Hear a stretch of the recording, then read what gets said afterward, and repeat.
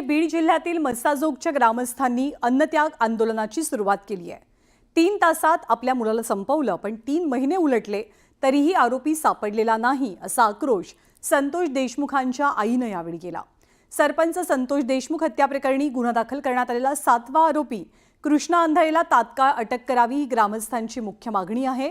तर अन्नत्यागाची वेळ यावी हे दुर्दैव असल्याचं वक्तव्य मनोज जरांगे पाटील यांनी केलंय। आम्हालाच तुम्ही संपून टाका, विषयच संपला सगळा आमचा। प्रत्येक वेळेस आंदोलन करावं लागतं, मग सरकारनं नेमकं काय केलं? देशमुख कुटुंब आणि ग्रामस्थांनी अन्नत्याग आंदोलन सुरू केलंय। अन्नत्यागाच्या माध्यमातून गावकऱ्यांनी संपूर्ण यंत्रणेच्या विरोधातला संताप व्यक्त केलाय।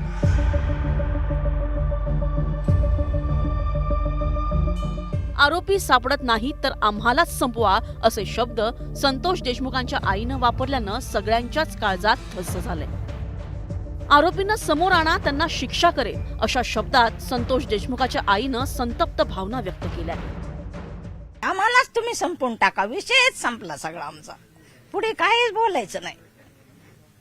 का बरं पोलिसावर सगळा विश्वास होता, का पोलिसांनी विश्वासघात केला? आणि ते पोलीस माझ्या समोर, त्यांनाच मला असं वाटतंय मीच त्यांना मारावं। का पोलीस असतील, पोलीस यंत्रणा असन, कोण असन, त्यांना जबाबदारी घ्यायला पाहिजे। संतोष देशमुख यांच्या पत्नी अश्विनी आणि मुलगी वैभवी यांनीही लढण्याचा निर्धार केलाय।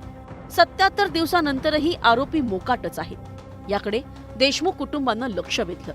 मुख्यमंत्र्यांनी दिलेला शब्द पूर्ण करावा अशी मागणी देशमुख कुटुंबानं केली आहे। जे अशा बऱ्याच काही मागण्या आहेत, सध्या एक आरोपी फरार आहे किंवा सरकारी वकिलाची मागणी असेल, अशा बऱ्याच खूप मागण्या आहेत। किंवा एक मुख्य पॉइंट आहे जो चाचानी मांडला आहे बी टीमचा, किंवा जो सह आरोपी आहेत, या अशा म्हणजे ज्या पहिल्या दिवशीपासून आमच्या त्याच विनंत्या आहेत, त्या आज देखील पूर्ण झालेल्या नाहीयेत। 2 महिने झालं तरी पण त्या पूर्ण होत नाहीयेत। त्यासाठी आम्हाला हे उचलावं लागलेलं पाऊल आहे आणि त्यासाठी खूप जणांचा सहभाग आहे। जर वेळीच तुम्ही चांगले कामं केले असते किंवा या आरोपींसोबत तुमचे लागेदोरे ठेवले नसते तर अशा घटना घडल्या नसत्या।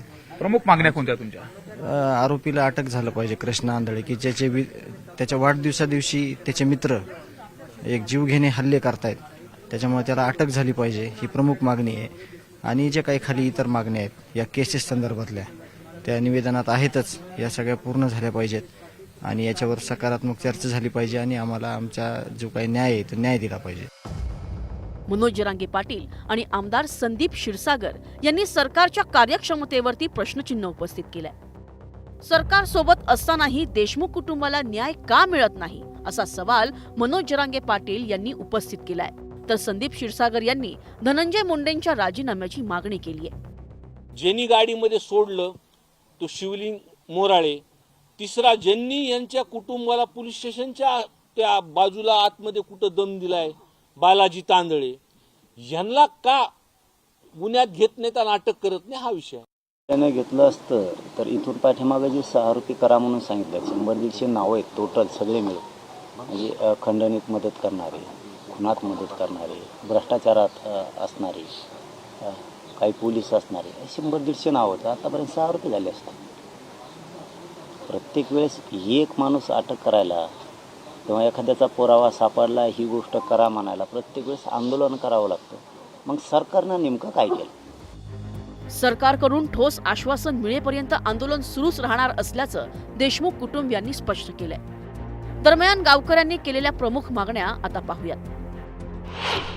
फरार आरोपी कृष्णा अंधळेला अटक करा, पोलीस निरीक्षक प्रशांत महाजन, राजेश पाटीलला सह आरोपी करा, वाशी पोलीस ठाण्याचे PI रमेश घुलेंना बडतर्फ करून सह आरोपी करा, आरोपींना सहकार्य करणाऱ्या पोलिसांना सह आरोपी करा, सरकारी वकील म्हणून उज्ज्वल निकमांची नियुक्ती करा, धनंजय देशमुख यांना अतिरिक्त सुरक्षा पुरवा अशा मागण्यांसह आंदोलन तीव्र करण्याचा इशारा देण्यात आलाय। परिणामी राज्य सरकार कोणती पावलं उचलणार याकडे सगळ्यांचं लक्ष लागलंय। सुरेश जाधव, न्यूज 18 लोकमत, बीड।